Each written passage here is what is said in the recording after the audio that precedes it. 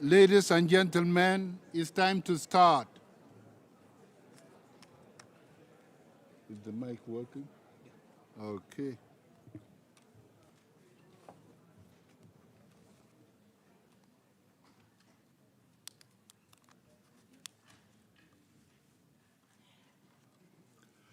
I call to order the informal meeting of the plenary to hear a briefing by the Secretary General on the UN80 Initiative.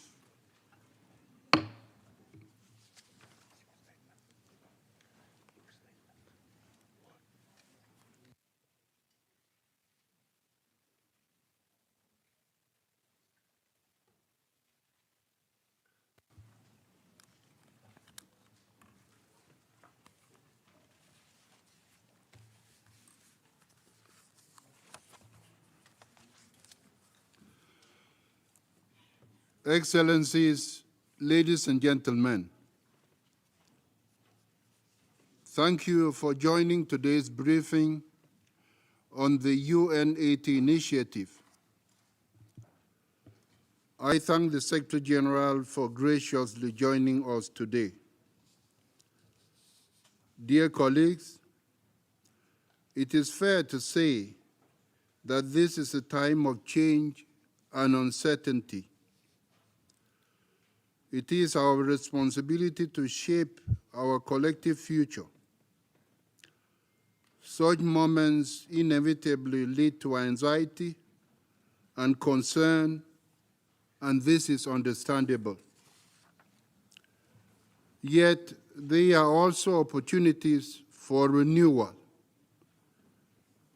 There are also an opportunity to rebuild.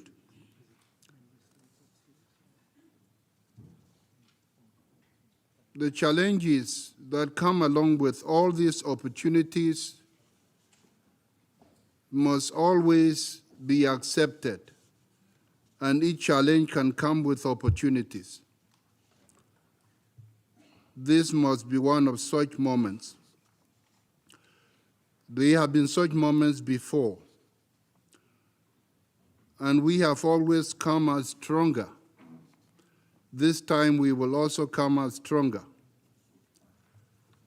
As we move to commemorate the 80th anniversary of the United Nations, we have the chance to reflect on the past 80 years of remarkable work. Bravo.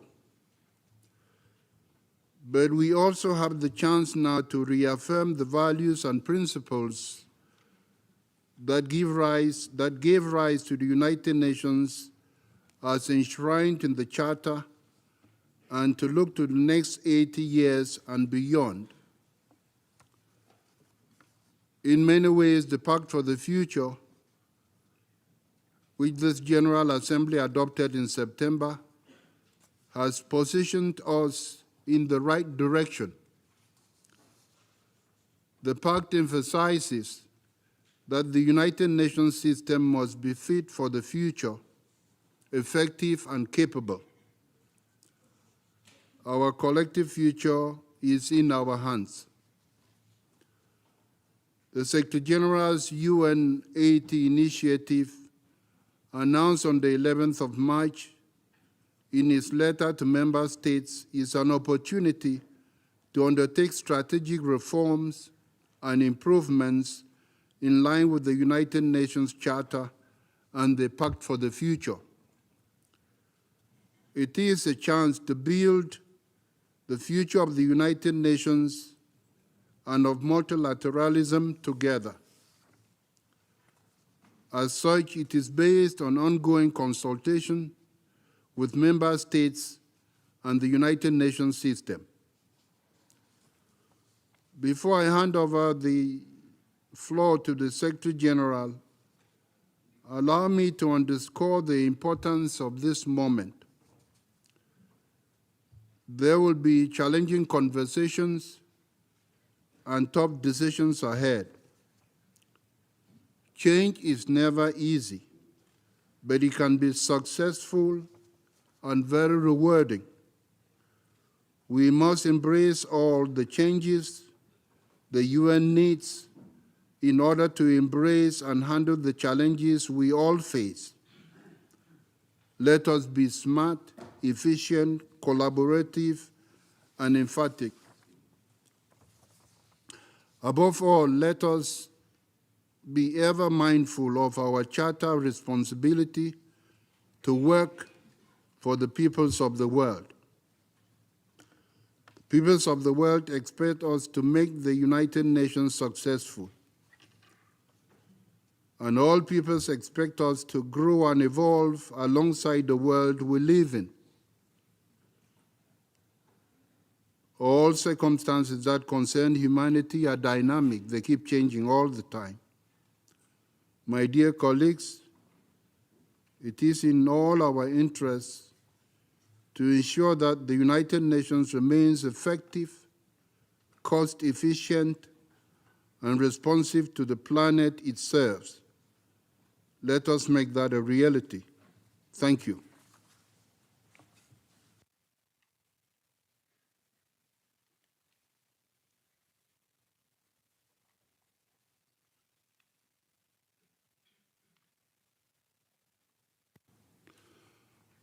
I now give the floor to the Secretary General, His Excellency Antonio Guterres. Mr. President, Excellencies, ladies and gentlemen, next month marks the 80th anniversary of the United Nations Charter. The Charter is our roadmap to a better world, our owner's manual setting out purposes and principles, and our practical guide to advancing the three pillars of our work: peace and security, development, and human rights. Anniversaries are a time to look back and celebrate, but they are even more a time to cast our eyes to the future. It is only naturally, especially in a period of turbulence and tumult, to look ahead and ask central questions. How can we be the most effective organization that we can be? How can we be more nimble, coordinated, and fit to face the challenges of today, the next decade, and indeed the next 80 years?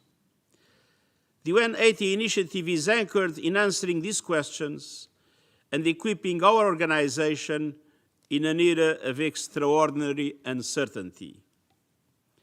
Yes, these are times of peril, but they are also times of profound opportunity and obligation. The mission of the United Nations is more urgent than ever. And it is up to us to intensify our efforts to deliver the Sustainable Development Goals and be laser-focused on implementing the Pact for the Future with its many pathways to strengthen multilateralism. Excellencies, from day one of my mandate, we embarked on an ambitious reform agenda to strengthen how we work and deliver.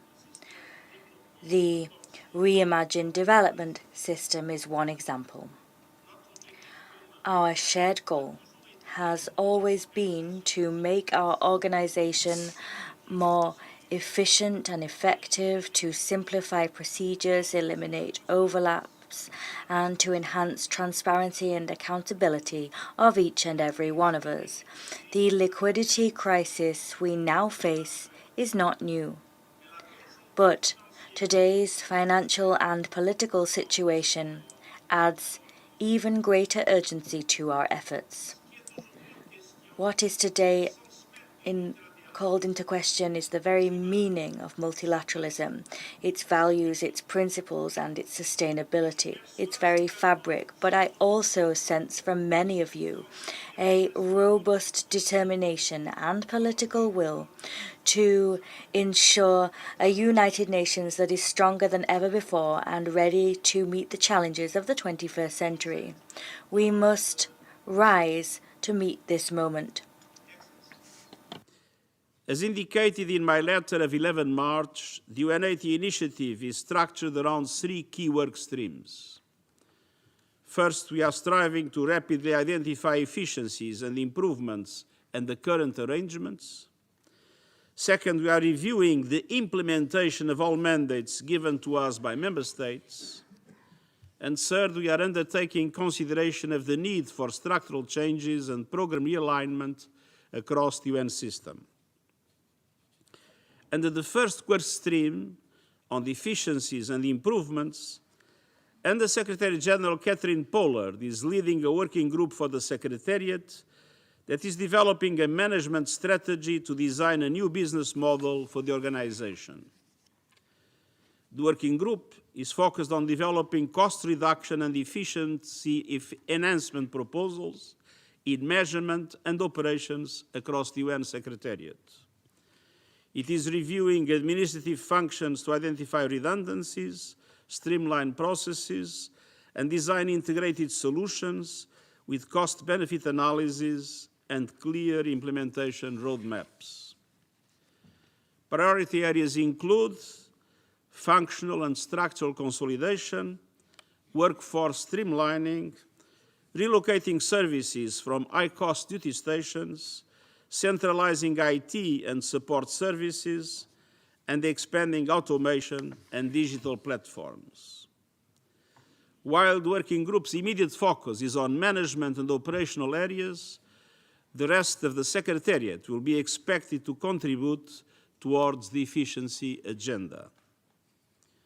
For example, all Secretariat entities in New York and Geneva have been asked to review their functions to determine if any can be performed from existing lower-cost locations or may otherwise be reduced or abolished. This especially pertains to those functions that do not directly support intergovernmental bodies in New York and Geneva. With respect to the broader UN system, in April, the High-Level Committee on Management identified potential system-wide efficiency measures in areas such as human resources management, supply chain management, and information and communications technologies. Concrete proposals are now being developed, including identifying services that system organizations can provide quicker, at a lower price, or through more competitive contracts.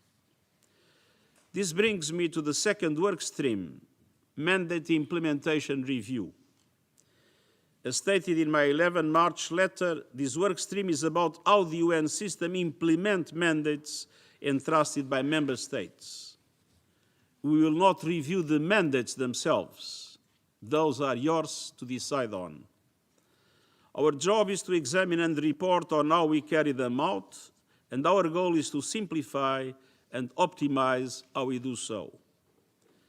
Nearly 20 years ago, in 2006, an analysis of mandates and the mandate generation cycle was carried out by the Secretariat. A number of problems were identified, including burdensome reporting requirements, overlap between and within organs, an unwieldy and duplicative architecture for implementation, and gaps between mandates and resources. But let's be frank, most of these problems are not only still with us, they have intensified. We must do better. Our review will be conducted holistically, looking at the entire universe of mandates and at the entirety of their implementation. This review, therefore, cannot be limited to the UN Secretariat, but we'll start there. We have already completed an identification of all mandates reflected in the program budget, and will soon do so for the rest of the system. The review has so far identified over 3,600 unique mandates for the Secretariat alone. It is now deepening its examination, clustering those mandates using various analytical lenses. After this analytical work, relevant entities and departments will be invited to identify opportunities for improvements and consolidation of efforts. This should result in the identification of duplications, redundancies, or opportunities for greater synergy on implementation. Naturally, based on this work, member states may wish to consider the opportunity to conduct themselves a review of the mandates. There can be no doubt that the thousands of mandates in place today and our machinery to implement them stretch the capacities of member states, especially those with small emissions, and the UN system beyond reason. It is as we have allowed the formalism and quantity of reports and meetings to become ends in themselves. The measure of success is not the volume of reports we generate or the number of meetings we convene. The measure of success, the value, purpose, and aim of our work is in the real world difference we make in the lives of people.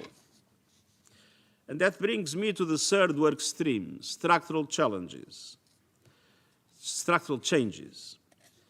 Proposals on structural change and program realignment are likely to emerge from the mandate implementation review. But we have already got the ball rolling by soliciting the view of a number of UN senior leaders.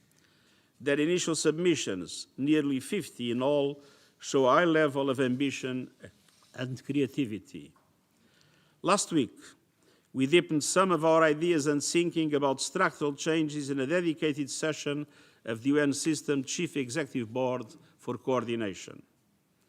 I felt a strong sense of collective determination and responsibility from the leaders of UN entities, a shared resolve to strengthen the system and assume the challenge of change and renewal, and a united commitment to bring to you, our member states, concrete and ambitious proposals for a renewed United Nations. The UN system is highly diverse, consisting of organizations with a wide variety of structures and mandates. To advance our three work streams, I have established 7 UN80 clusters under the coordination of the UN80 Task Force and in close cooperation with the Secretariat Working Group. Each of the 7 clusters bring together the organizations that contribute to a similar specific global objective and similar areas of work.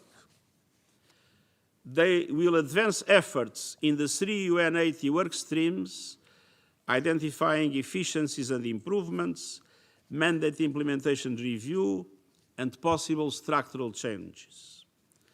They will be managed at the principles level and will consist of the following: peace and security, coordinated by DPPA, DPO, OCT, and ODA. Development in the Secretariat. And in development, we have 2 clusters because the work in the Secretariat is very different from the work in the agencies, but the 2 clusters will be working very closely together. So development in the Secretariat, coordinated by DESA, UNCTAD, the Economic Commission for Africa, and UNEP. Development for the UN system, coordinated by UNDP, UNOPS, UNICEF, and DCO. Fourth, humanitarian, coordinated by the Emergency Relief Coordinator, WFP, UNICEF, UNHCR, and IOM. Then human rights, coordinated by OHCHR. Next, training and research, coordinated by UNU and UNITAR. And finally, specialized agencies, coordinated by ITU and ILO. They will be the locomotive force for concrete proposals, and they will operate at the high level of ambition that our times demand, and that also echo in large measure the calls contained in the Pact for the Future. Excellencies, in all these work streams, my objective is to move as quickly as possible.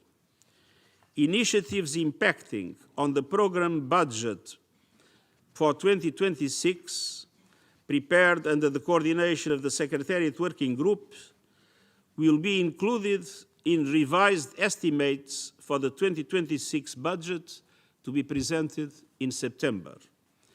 As you know, the budget for 2026, the proposal was already given to ACABQ some time ago, and it would be impossible to change it at the present moment. We will revise our proposals and present the revised version in September on time for the process to take place for the approval of the budget before the end of the year. Additional changes that require more detailed analysis will be presented in the proposal for the proposed program budget for 2027. We expect meaningful reductions in the overall budget level. For example, let me describe what is under consideration in the peace and security cluster. First, resetting DPPA and DPO, merging units, eliminating functional and structural duplications, getting rid of functions that are also exercised in other parts of the system. I believe we'll be able to eliminate 20% of the posts of the two departments. Second, a similar exercise of streamlining the civilian part of peacekeeping. Third, the consolidation within OCT of all counter-terrorism activities spread in the system. Fourth, a review of the present structure of regional offices, special representatives and envoys, aiming at the consolidation of the system with increased functionality and meaningful savings. The level of reduction of posts that I have outlined for DPPA and DPO must be seen as a reference for the wider UN80 exercise, naturally taking into account the specificities of each area of work. There might be immediate one-off costs involved in relocating staff and providing potential termination packages. But by moving posts from high-cost locations, we can reduce our commercial footprint in those cities and reduce our post and non-post costs. We have already seen considerable savings in New York by terminating the lease of one building and moving staff into other existing premises, and we expect to close 2 more buildings when their leases expire in 2027 with considerable savings. While the regular budget is our immediate focus, the efficiency efforts will include the entire Secretariat across all funding streams.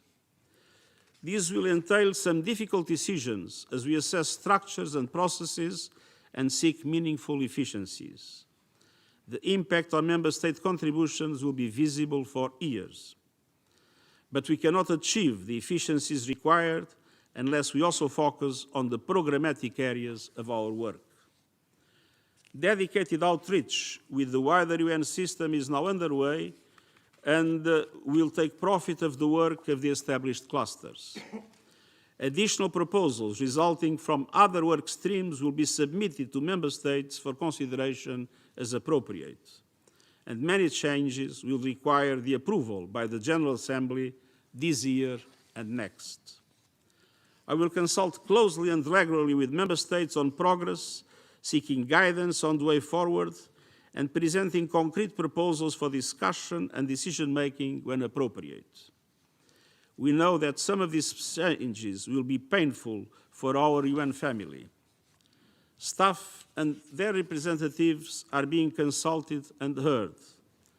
Our concern is to be humane and professional in dealing with any aspect of the required restructuring.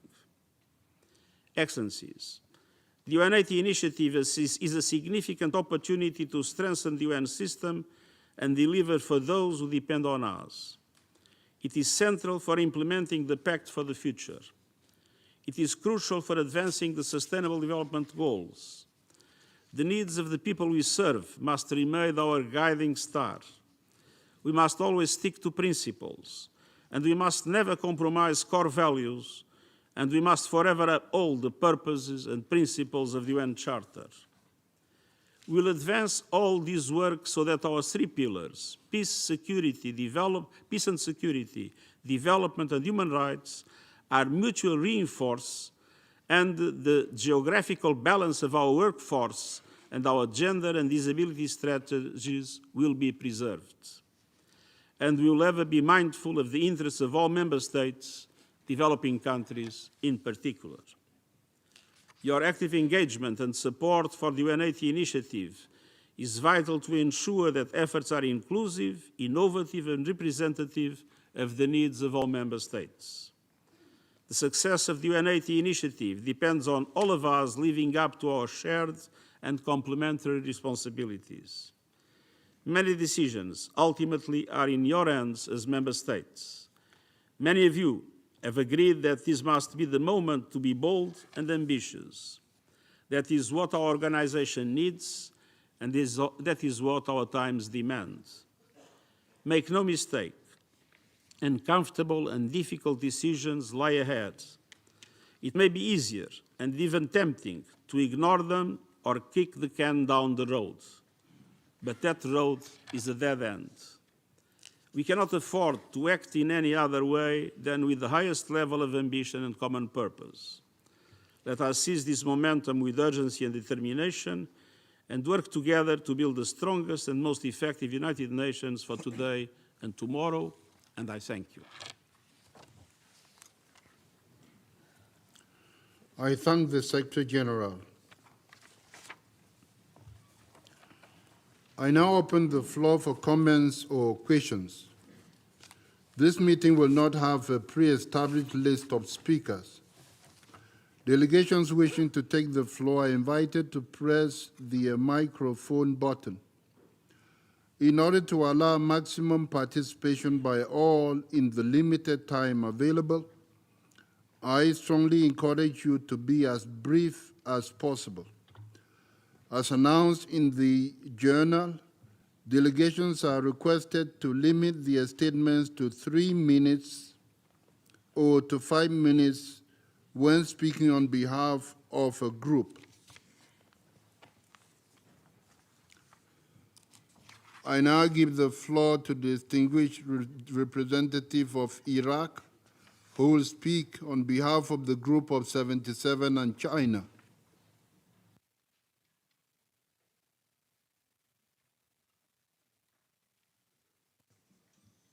I have the honor to deliver this statement on behalf of the Group of 77 and China. We thank you for convening this meeting, and we particularly thank the Secretary General for providing us with a briefing about the UN80 Initiative. The members of the group have followed with the deep concern the dire liquidity situation of the organization, which has seriously impacted mandate delivery. The group stresses that the most fundamental and effective answer to the recurrent liquidity problems of the organizations depends on member states fulfilling their obligations to pay their assessed contributions in full, on time, and without conditions. This also requires, at certain instances, the removal of any impediment to enable member states to fully and effectively fulfill their financial obligations with the organization. It is deeply disturbing that not only the Secretariat, but many of the agencies, funds, and the programs of the UN system are at a grave risk because of the delinquency in or the withdrawal of financial contributions. We also emphatically recall that one single member state, which is also the only beneficiary of the maximum ceiling on the scale of the assessment, continues to be responsible for more than 90% of arrears to the regular budget. Regarding the efforts that the Secretary General has launched to seek efficiencies in the functioning of the organizations, the UN80 Initiative, the group sees strong merit in the idea of optimizing the use of scarce resources as a measure to ensure enhanced effectiveness in delivering the mandates established by member states. In order to ensure the best outcome on this process, the group is of the view that it requires regular, meaningful, and constructive exchange with its entire membership at the level of General Assembly, while noting that the Fifth Committee remains the appropriate main committee of the General Assembly entrusted with the responsibilities for administrative and budgetary matters. We would like to underscore, as well as the role of APQ in this regard. The group would also like to point out that any proposal aimed at achieving efficiencies by reducing duplications and redundancies across the UN system should not aim to dismantling the UN agencies and funds to the detriment of due support to the member states. Most of the UN agencies accumulated a specific institutional how-no that must not be lost in the process of streamlining. In this regard, the group underscores the vital role of regional commissions as indispensable institutional assessed with the deep regional knowledge, policy integration functions, and proximity to the country needs that need to be strengthened and not diminished. We emphasize that the reform that may be foreseen under this initiative must preserve first and foremost the multilateral and inclusive nature of United Nations, while also avoiding austerity-driven models that may ultimately compromise the effectiveness of our organization, particularly with regard to the implementation of its multiple mandate and approved by member states. The group also encourages a strategic approach to the structural reform-based evaluation outcome of a previous reform so as to identify the measure required to enhance overall effectiveness throughout this process. In conclusion, while we firmly support the notion of eliminating inefficiencies with the insist that this process requires consistent, permanent, and transparent engagement with the membership. The Group of 77 and China looks forward to further consultations and engagement with the Secretary General and reaffirms a commitment to engage constructively in this process to ensure that the organizations continue to serve its member states more effectively. I thank you. I thank the distinguished representative of Iraq. I now give the floor to the distinguished representative of the European Union. Mr. President, Mr. Secretary General, I deliver this statement on behalf of the EU and its member states. The candidate countries Turkey, North Macedonia, Montenegro, Serbia, Albania, Ukraine, the Republic of Moldova, Bosnia and Herzegovina, and Georgia, as well as Armenia, Andorra, Monaco, and San Marino align themselves with this statement. Thank you, Mr. President, for convening us today for this important briefing. We also thank the Secretary General for his continued leadership on a reform process that we fully support. Allow me to highlight a few key elements for consideration, at least in our view. First, as we reform, we must recall that the UN over the decades has helped save millions of lives in war and famine, lift millions out of poverty, empower countless others, and safeguard our planet through sustainable development, and protect human dignity through the promotion of human rights for all. The EU remains fully committed to the UN Charter and to multilateralism grounded in respect for international law and the rule of law, in solidarity, and in values-based cooperation and global partnerships. The focus on efficiencies and mandate implementation must not come at the cost of the UN as a normative organization, or ignore the UN's demonstrable success to date. Second, the Pact of the Future sets the what of our collective future action. UN80 should define the how. The UN80 Initiative must remain anchored in our shared priorities, including achieving Agenda 2030 and the SDGs. Third, it is essential to preserve the balance of the Charter's three pillars. Elevating one over others undermines the core of multilateral work. Fourth, to succeed, we need to prioritize, to simplify processes, and to improve integration and coordination of both mandates, processes, and agencies. We look forward to the Secretary General's concrete proposals to this end, including building on previous reform processes. Fifth, UN80 needs to be guided by evidence-based decision-making. We all look forward to receiving from the Secretariat detailed data across the UN system on mandate implementation processes, performance, and cost structures. Sixth, adequate and timely financing of the UN system, coupled with the broadening of the donor base, are absolute musts. This includes both assessed and voluntary contributions.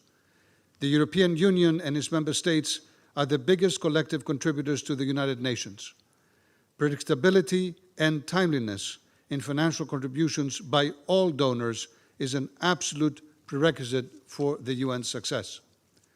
I would also like to take this opportunity to ask two questions. First, how will UN80 remain aligned with the Pact of the Future across all three pillars? Second, when can you provide an overview of overlaps and duplications across the UN system, including mandates, revenues, and staffing? Mr. President, Mr. Secretary General, the UN80 initiative is about building a stronger, more effective, more financially sustainable, and ever more trusted organization, the UN that the world's citizens want and need. You can count on the continued support and constructive engagement of the European Union and its member states as we move forward. Thank you. I thank the distinguished representative of the European Union. I now give the floor to the distinguished representative of Singapore, who will speak on behalf of the Small States Group.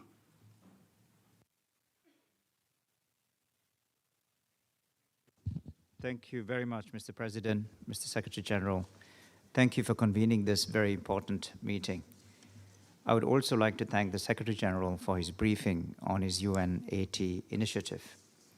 I have the honor to make this statement on behalf of the Small States Group. The SSG is a cross-regional grouping of small states from different regions of the world, comprising developed and developing countries. We are a diverse group, but as small states, we share a common interest in safeguarding and strengthening the United Nations and the multilateral system founded on the principles and purposes of the UN Charter and based on respect for international law. The 80th anniversary of the UN represents a significant milestone for the international community.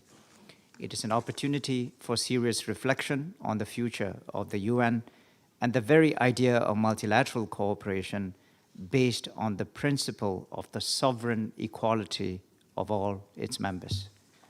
The challenges facing the UN are real and serious. We are witnessing a period of geopolitical tension, economic fragmentation, and rising nationalism. As small states, we believe that now is the moment to double down on multilateral cooperation to strengthen the UN system.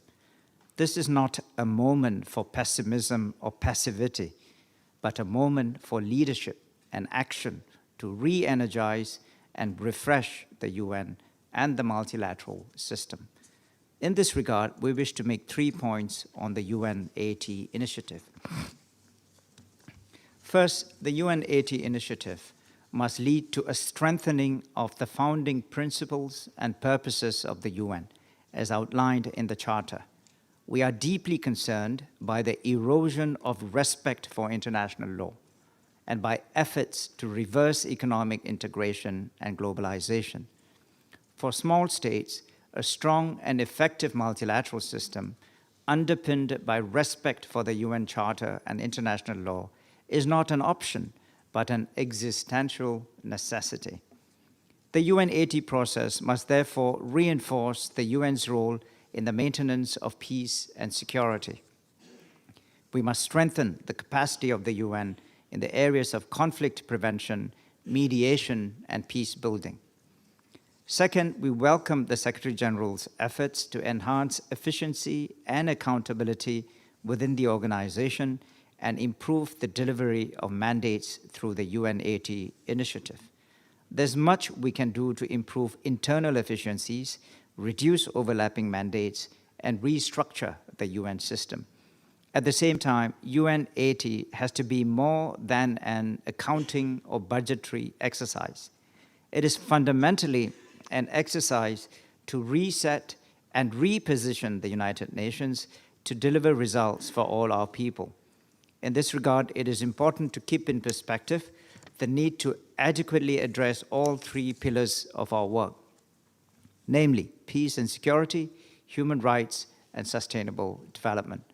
This will require close and continued consultation between member states and the UN80 task force. Thirdly, the fundamental focus of the UN80 initiative must be better and quicker implementation of all agreements and mandates. As we review and reduce overlap in mandates, we must aim to strengthen the machinery and processes of the UN system to accelerate the implementation of the Sustainable Development Goals and the Pact for the Future. In this regard, there is strong synergy between the implementation of the UN80 reforms and the implementation of the Pact. In fact, if we are serious about implementing the SDGs and the Pact, we have no choice but to undertake deep and serious reforms. The Pact for the Future provides the roadmap for us to deepen our cooperation and make the United Nations future ready. Mr. President, let me conclude by saying that an inclusive and transparent UN80 process will help to build a strong and effective multilateral system. An inclusive process is also necessary to rebuild trust and confidence in the UN system. As small states, we are committed to the success of this process. We thank the Secretary General for his leadership, and we stand ready to work with all members to make this process meaningful, substantive, and action-oriented. I thank you very much for your attention. I thank the distinguished representative of Singapore. I now give the floor to the distinguished representative of Palau, who will speak on behalf of the Alliance of Small Island States.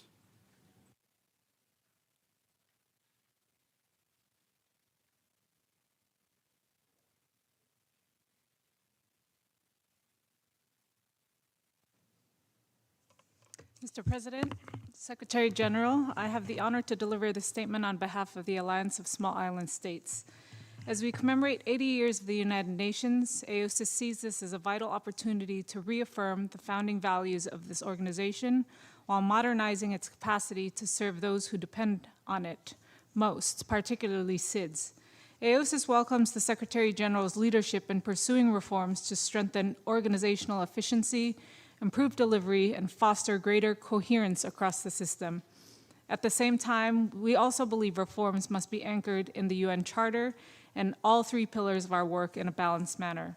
For SIDS, reform must also ensure that the UN becomes more responsive, more accessible, and more equitable to better serve all our people. In this regard, reform must not lead to the withdrawal or reduction of UN presence in SIDS. Given our remote geographical location, in-country and regional presence is essential to the UN's effectiveness and helps build trust and tailored programming to meet our priorities. Therefore, cost-effectiveness and efficiencies must translate into deeper and more tailored support. As most SIDS are served by multi-country offices, regional mechanisms and collaborations must be preserved in the Caribbean, Pacific, and AIS regions to better address our vulnerabilities and challenges. Second, the UN80 initiative must be mandate-driven and delivery-focused. While AOSIS fully recognizes the need for a modernized, agile, and responsive secretariat, investments in programs that serve the most vulnerable among us must be preserved at all costs. As such, structural changes and program realignment should not be used as a justification for reducing such investments, but must lead to improved delivery of mandates, including the achievement of the SDGs. I'd also like to respond specifically to moving to lower cost locations. Due to capacity, many SIDS are not present in UN offices that are not New York or Geneva. So in addition to looking at costs at face value, we'd also like to look at efficiency and delivery of the mandate as it stands. Lastly, proposals must be discussed in an open, inclusive, and transparent manner. As member states collectively define mandates and allocate resources, AOSIS stresses the central role of the General Assembly, in particular the Fifth Committee in Budgetary and Administrative Matters. For AOSIS, it's particularly important that the reform incorporates safeguards to prevent budgetary cuts from impacting development mandates, particularly of all those serving SIDS, including the Antigua and Barbuda agenda for SIDS. We also believe that the system can benefit from clear mechanisms for accountability when mandated activities are deprioritized, underfunded, or unfulfilled. In closing, AOSIS stands ready to work with you and member states to ensure that the UN remains relevant, reliable, and a trusted partner for all of us. I thank you. I thank the distinguished representative of Palau. I now give the floor to the distinguished representative of Nepal, who will speak on behalf of the least developed countries.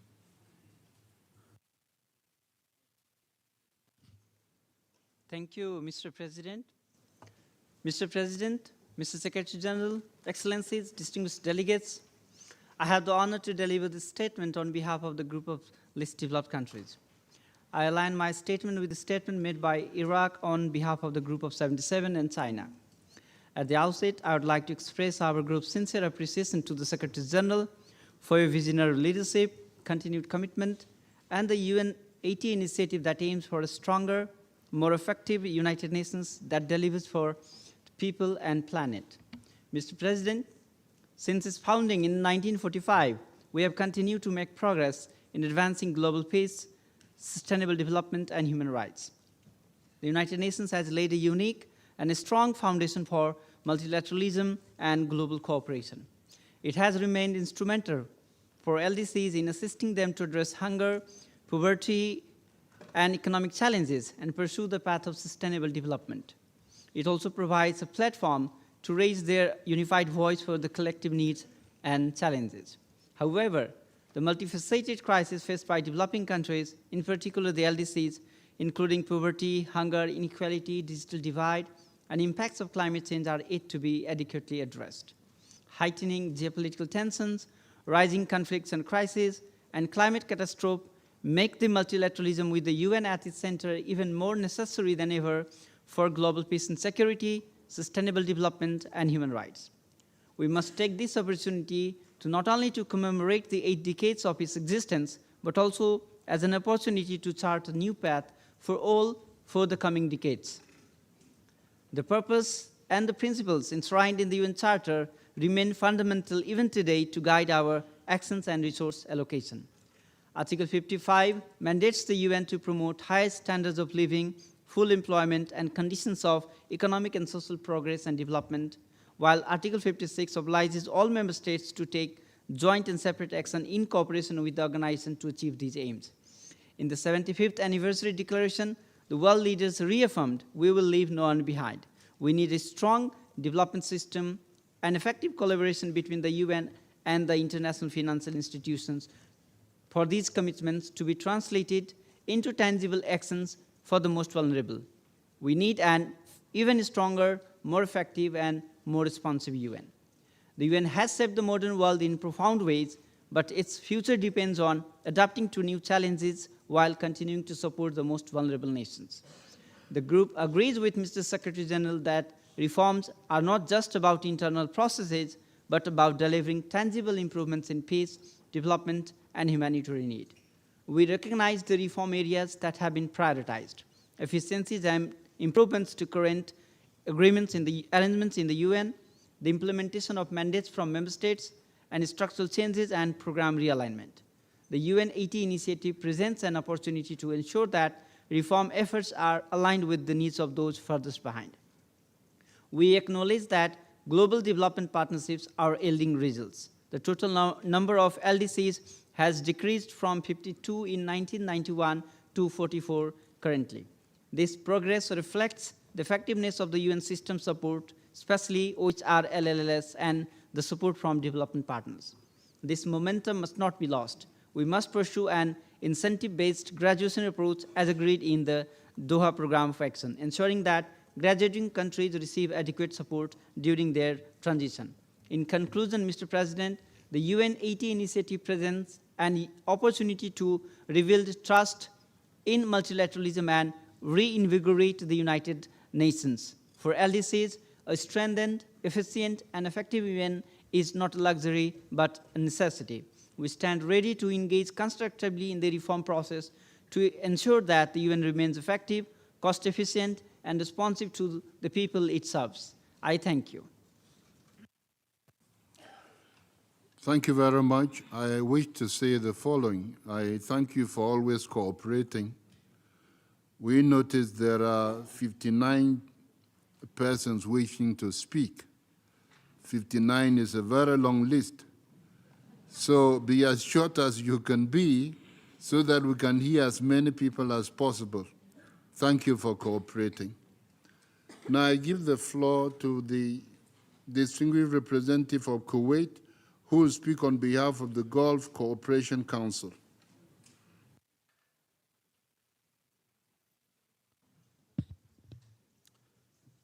Thank you, Mr. President. Mr. President, Mr. Secretary General, Excellencies, I have the honor to deliver the statement on behalf of the member states of the Gulf Cooperation Council, GCC, the Kingdom of Bahrain, Sultanate of Oman, State of Qatar, Kingdom of Saudi Arabia, the United Arab Emirates, and my own country, the State of Kuwait. The GCC aligns itself with the two statements delivered on behalf of the Group of 77 and China and the Arab Group. At the outset, we express our sincere appreciation to the Secretary General for his leadership and efforts to improve and elevate the working methods of the United Nations at this crucial moment for the United Nations. And we thank him for today's comprehensive briefing. The initiative's ambition to ensure the UN remains effective, efficient, and responsive to the member states it serves is both timely and essential. At a time of global and unprecedented challenges, the need for an efficient and adaptable United Nations is greater than ever.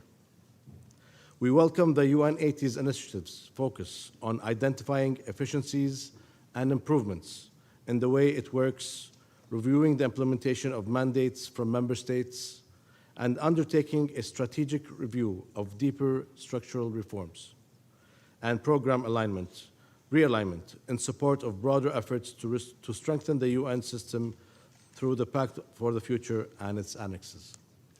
Mr. Secretary General, the GCC fully supports efforts to improve efficiency and reduce duplication, provided these efforts strengthen, not diminish, the organization's ability to deliver on its mandates, while enhancing transparency and accountability. We see particular value in enhancing coordination and leveraging the expertise of regional organizations to implement UN mandates more effectively. In this regard, the GCC stands ready to work closely with the United Nations. On the review of mandates, we encourage a careful consolidation of overlapping or inapplicable mandates, including their possible reconfiguration and impact assessment, to ensure the UN remains focused, streamlined, and responsive to today's priorities and challenges. Regarding structural changes and program realignment in the UN system, we see a valuable opportunity to introduce improvements that would contribute to a more efficient and cost-effective organization, one that is better aligned with the priorities and needs of member states, particularly those of developing countries. At the heart of this process, we believe the reforms must be guided not solely by cost reduction goals, but by a vision of a more effective, inclusive, and accountable United Nations. We also wish to pay tribute to the dedication and professionalism of UN staff worldwide, whose tireless efforts uphold the organization's principles and deliver its mandates, often under challenging conditions. In conclusion, the GCC countries reiterate their support for the Secretary General's efforts for reforms. We look forward to your proposals to the General Assembly in July 2025 and to work constructively toward a more effective, efficient, mandate-oriented, and sustainable United Nations that is aligned with not only today's world, but also with the future. Thank you, Mr. President. I thank the distinguished representative of Kuwait. I now give the floor to the distinguished representative of Norway, who will speak on behalf of the Nordic and Baltic countries.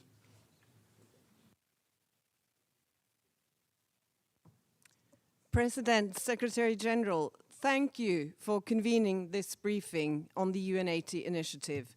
I have the honor to deliver this statement on behalf of the 8 Nordic and Baltic countries. We welcome the Secretary-General's initiative to review the UN system at this very challenging time. We agree that the UN needs to reform to stay relevant and strong for the next 80 years.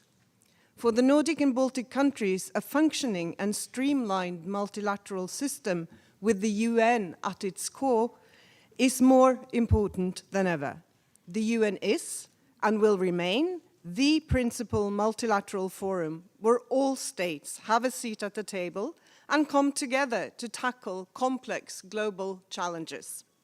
We thank you, Secretary-General, for your leadership. We need a strong and effective UN that will help us to implement the Pact for the Future, Agenda 2030, and to reach the Sustainable Development Goals. I would like to make 4 points of importance to the Nordic and Baltic countries in this process. First, the Nordic and Baltic countries stand ready to engage and to support the Secretary-General in the UN80 process. Now is the time to be ambitious, concrete, and bold.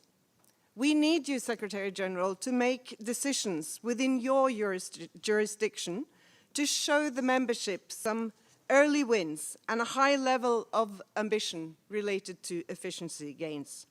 We look forward to innovative proposals, including those that leverage modern technologies, as well as clear guidance for the work that will take somewhat longer to finish. Secondly, the reform process must uphold and secure the rules-based international order and the global leadership role of this organization, as outlined in the Charter and based on the balance of its 3 pillars: peace and security, sustainable development, and human rights. Only the UN has the mandate, legitimacy, and infrastructure to play this role. Thirdly, it is crucial for the Nordic and Baltic countries that the UN80 process is conducted in full transparency.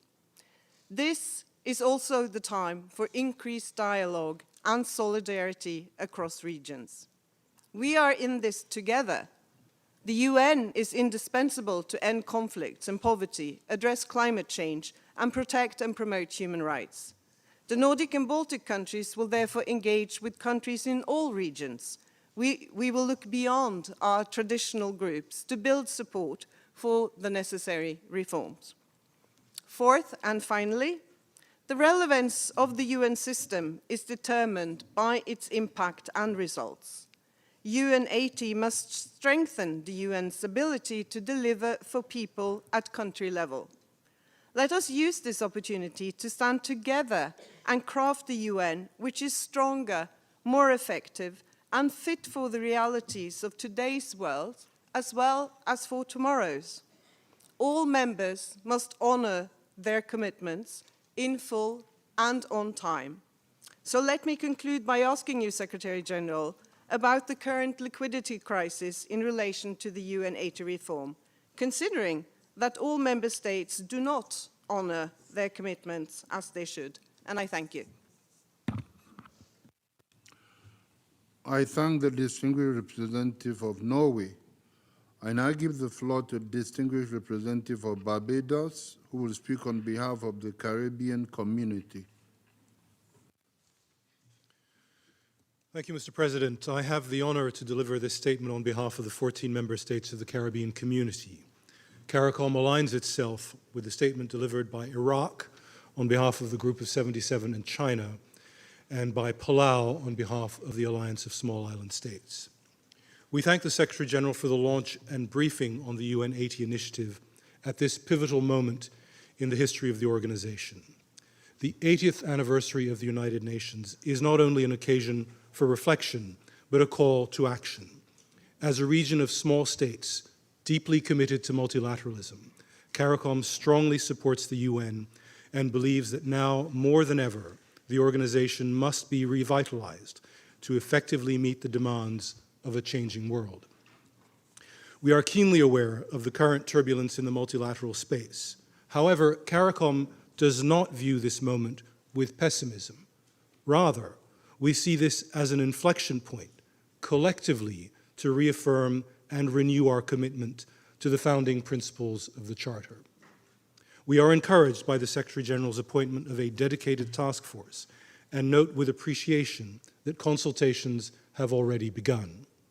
CARICOM stands ready to engage constructively with the Secretary General and with the broader membership in this important effort. We also hope to see some tangible results that can build momentum and demonstrate progress. Mr. President, CARICOM brings to this process a mindset shaped by our own regional experience. We are no strangers to external shocks or institutional challenges. Our instinct is not to retreat in the face of difficulty, but to respond pragmatically with practical, solutions-oriented thinking. In that spirit, we acknowledge the current liquidity and financial constraints affecting the UN system. We understand the need to do more with less, and also better with less. And we support efforts to improve efficiency and eliminate redundancies. However, this cannot come at the expense of the UN's essential character, including the core principle of geographical diversity and representation. Reform must be bold but principled.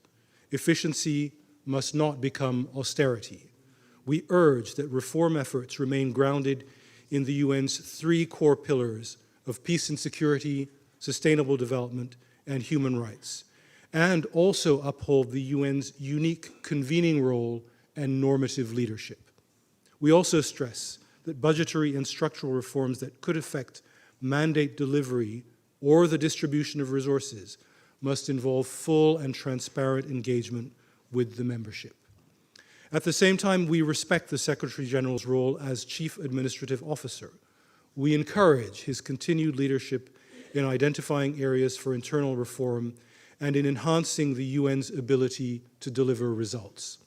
But as we move forward, the UN80 Initiative must ultimately aim to create a more agile, responsive, and future-ready United Nations. That goal is entirely consistent with the vision articulated in the Pact for the Future, which CARICOM supports. Implementation must be the guiding principle, not only of the Pact and the SDGs, but of the reforms that will enable the system to deliver. Mr. President, in closing, CARICOM reaffirms its commitment to the success of the UN80 Initiative. We will support proposals that strengthen multilateralism and help the United Nations become more focused, more efficient, and better equipped to serve the needs of present and future generations. I thank you. I thank the distinguished representative of Barbados. I now give the floor to the distinguished representative of the United Arab Emirates, who will speak on behalf of the Arab Group. Thank you, Mr. President. I'm pleased to deliver this statement on behalf of the Arab Group and thank the Secretary General for his insightful briefing today on his UN80 initiative and his proposals, which we followed with great interest. The group welcomes this initiative, which aims to strengthen the efficiency, effectiveness, and responsiveness of the United Nations in serving the interests of all. In this regard, we value the efforts made by the Secretary General and his engagement during the session of the Chief Executive Board and emphasize the importance of encouraging comprehensive and continuous participation in the various stages of the reform process. As the world faces an unprecedented escalation in geopolitical tension, crises, and armed conflicts, it is imperative that the organization's capabilities be enhanced to ensure it can effectively keep pace with and respond to emerging challenges and fulfill its vital role as the main multilateral organization in the world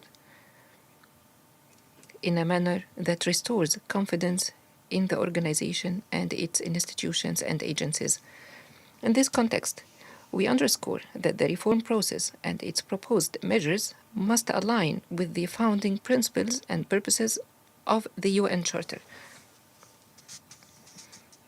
This process must not undermine the organization's role in building bridges, overcoming divisions, supporting populations most affected by crises, disasters, and conflicts, and addressing both existing and emerging threats. This process must also contribute to ensuring the accelerated implementation of the Sustainable Development Goals. We also believe that this initiative must go beyond mere budget rationalization and short-term responses to the liquidity crisis. It should encompass a comprehensive structural review of the United Nations operations and mandates, particularly in light of the nearly 5,000 existing mandates. At the same time, this process and the proposed structural changes it includes must not lead to the loss of institutional knowledge of the UN agencies and funds or undermine the role in a way that weakens the support due to member states. We underscore the importance of avoiding duplication and strengthening coordination between the United Nations and its various agencies on the one hand, and regional organizations on the other, to leverage their expertise to achieve the objectives of these mandates. In this regard, strengthening the vital and indispensable role of the regional commissions is essential, given their in-depth knowledge of regional contexts, their ability to achieve policy integration, and their close proximity and direct engagement with member states. Additionally, it is necessary to improve the efficiency of the UN Secretariat and modernize its working methods in order to achieve tangible results. Finally, the Arab Group looks forward to the forthcoming proposals under this initiative and reaffirms its commitment to engaging constructively with the organization, regional groups, and member states. It also expresses its support for all efforts aimed at strengthening the UN's effectiveness and capabilities to enable it to effectively adapt to current challenges and respond to future needs. Thank you, Mr. President. I thank the distinguished representative of the United Arab Emirates. Now, I'm going to go to countries where they express themselves individually. But I wish to say that we have to stop in about 30 minutes so that I can give the Secretary General an opportunity to answer the questions you keep asking. I'm giving the floor now, but make sure you don't take more than 3 minutes. If you can take 2 minutes or 1 minute, that's perfect. I now give the floor to the distinguished representative of Austria. Thank you, Mr. President. All protocols observed. Austria fully aligns itself with the statements delivered by the European Union and the Small States Group and would like to add the following remarks in its national capacity. We are honored to host one of the headquarters of the United Nations in Vienna, as well as over 50 international other organizations. Our unwavering support for multilateralism is combined with our strong commitment to be a good host to the United Nations. There is always room for improvement, and Austria has always supported and will always support measures to make the United Nations more effective, efficient, and resilient. This was also emphasized by our Foreign Minister Beate Meindl-Reisinger during her last visit. Reform, yes; replace, no. Mr. Secretary General, Austria therefore fully supports your courageous reform approach with the goal to revitalize the United Nations and enable it to deliver on its core mandates in peace and security, human rights, and development. Reform proposals should take into account quantitative factors, meaning a comprehensive overview of all types of costs, as well as qualitative factors, including the availability of qualified labor force and the proximity to other international organizations. The process must be fair, transparent, and inclusive.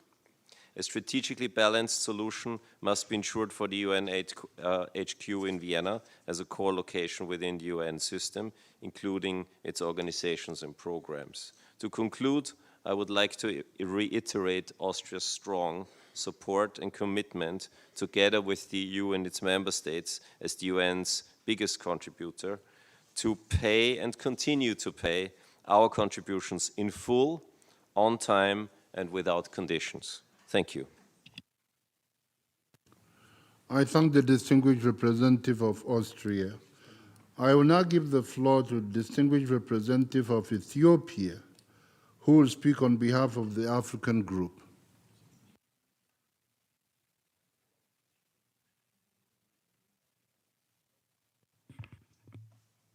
Thank you, President, for giving me the floor. We align with the statement delivered by the Group of 77 in China, and Africa holds its substantive group position until after we have our group briefing by USG Guy Ryder on Thursday. But in the meantime, we want to give some general points on this reform idea. So this is a very consequential reform effort, and Africa will be hugely impacted by this reform. So efficiency is a very, very desired outcome. Effectiveness is desired outcome, but the interest revolves around particularly the development, the UN development system. So the UN development system should be protected while doing all this overarching reform process. The Sustainable Development Goals globally also needs to be given special focus. Pact for the Future, of course, provides the framework for it, the framework for the reform, the multilateral reform process, and that should continue to serve as a template for the multilateral reform engagement and initiative that the Secretary General has undertaken. We will continue to support efforts for effectiveness, for efficiency, but in the meantime, we are very, very watchful about the development impacts, whichever way they may be affected. In the meantime, after having a very good conversation and more information through the briefing with the USG, we will be engaging more substantively down the road. I thank you, Mr. President. I thank the distinguished representative of Ethiopia. I now give the floor to the distinguished representative of Mexico.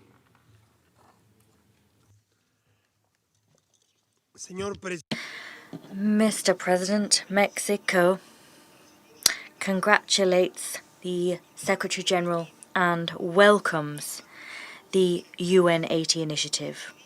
We agree that it is necessary to drive forward an extensive reform of the United Nations, one that will transform the organization for the 21st century as is being called for by the nations of the world. The reform must also place it at the heart of a modern and effective multilateralism, one able to provide unflinching responses to the major multifaceted challenges facing humankind.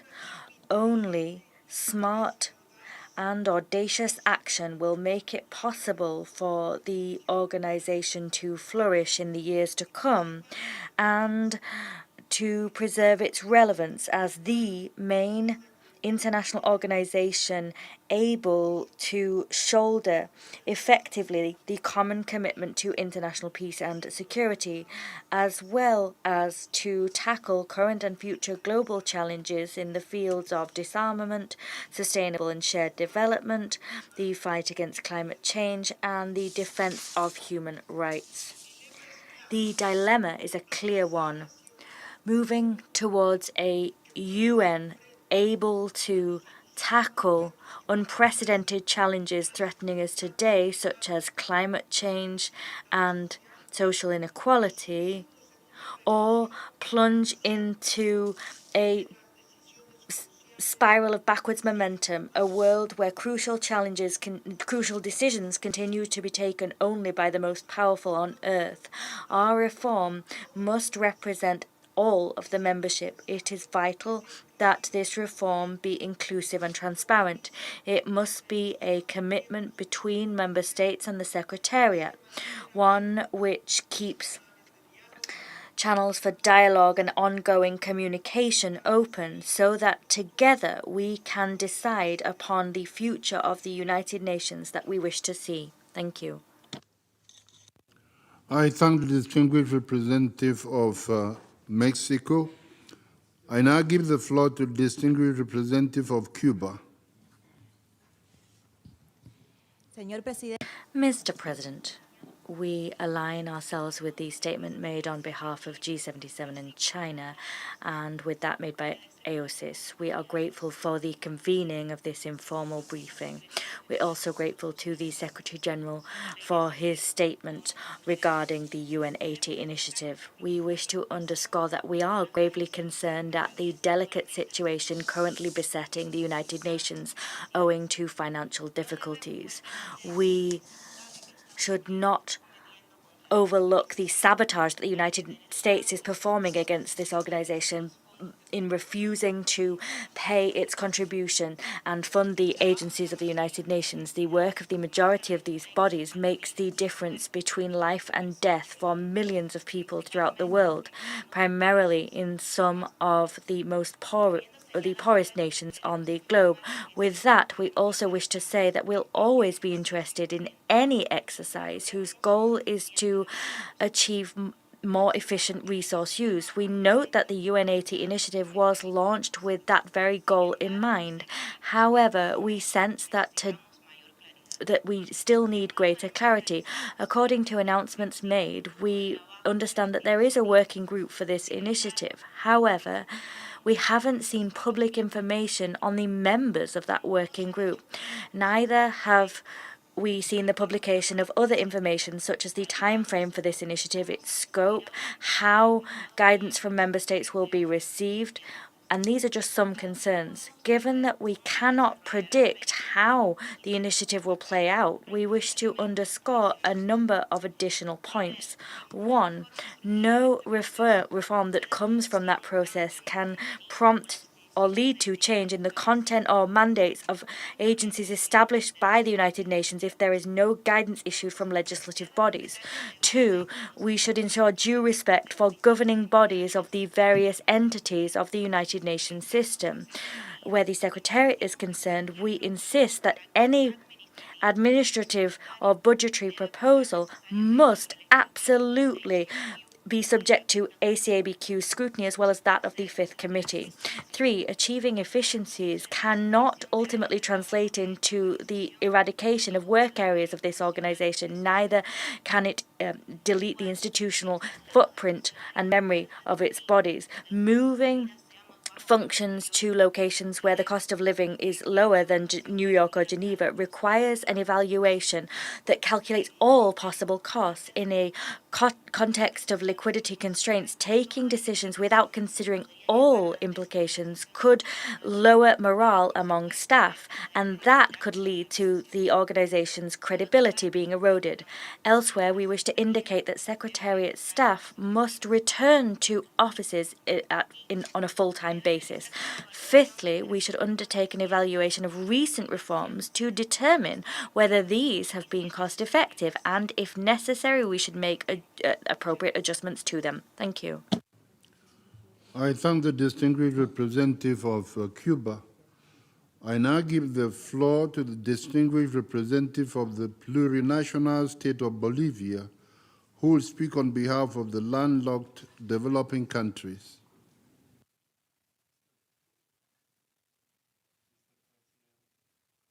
Secretary General, Excellencies, I have the honor to deliver these remarks on behalf of the group of landlocked developing countries, remarks that are in harmony with the statement delivered by the group of 77 and China. At the outset, allow me to express our group's sincere appreciation to you, Mr. Secretary General, for your participative leadership and commitment to strengthening the United Nations through the UN80 Initiative. Mr. Secretary General, since the foundation of the United Nations, the multilateral system has served as an essential pillar for advancing global peace, sustainable development, and realization of human rights. For the LLDC, 32 member states with a population of about 570 million, this platform is crucial in tackling the unique constraints arising from our geostructural disability. Over the past decades, we have pursued target efforts to address our country's structural challenges, with particular emphasis on trade facilitation, infrastructure development, and improved connectivity. In December 2024, member states endorsed the AWASA Program of Action, a new strategic framework to guide our collective work for the next 10 years. This renewed vision builds on early achievements and aims to accelerate progress in areas where persistent gaps continue to hold us back. Despite these initiatives, our countries continue to grapple with high transport and trade costs, limit market access, and vulnerability to economic disruptions and climate change.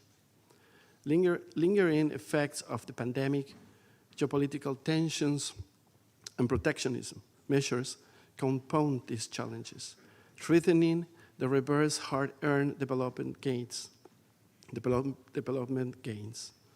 As we mark the approach of the 80th anniversary of the United Nations, we see an opportunity not just to commemorate the past, but also to envision an organization reinvigorated to meet 21st century challenges, one that places particular emphasis on supporting vulnerable groups such as the LLDCs.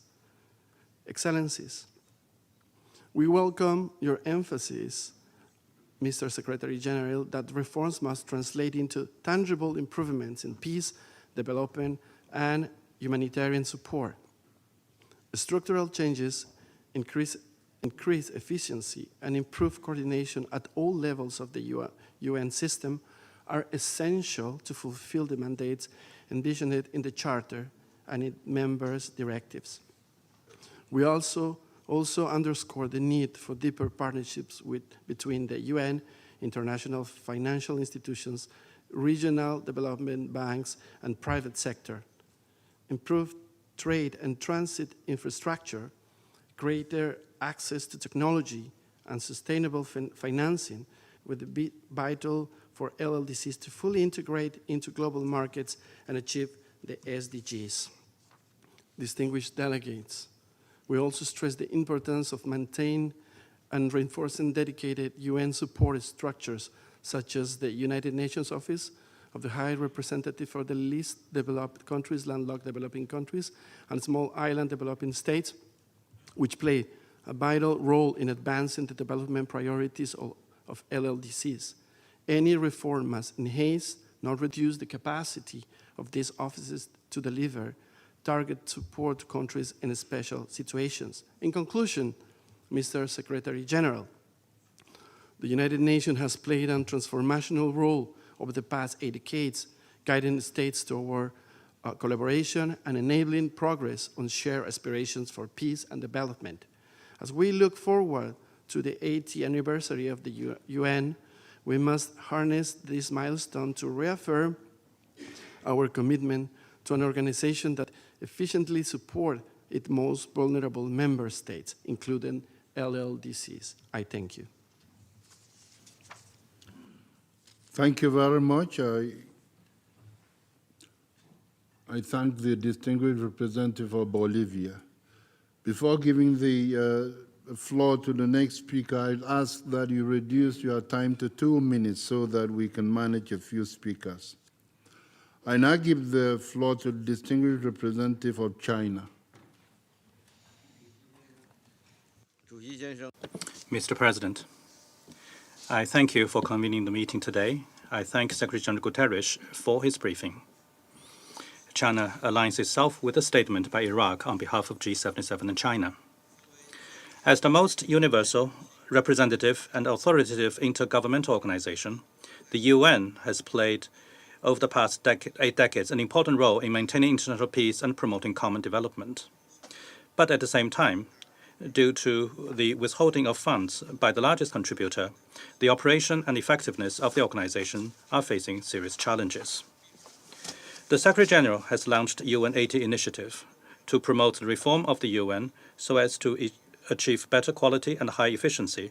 This is mission critical.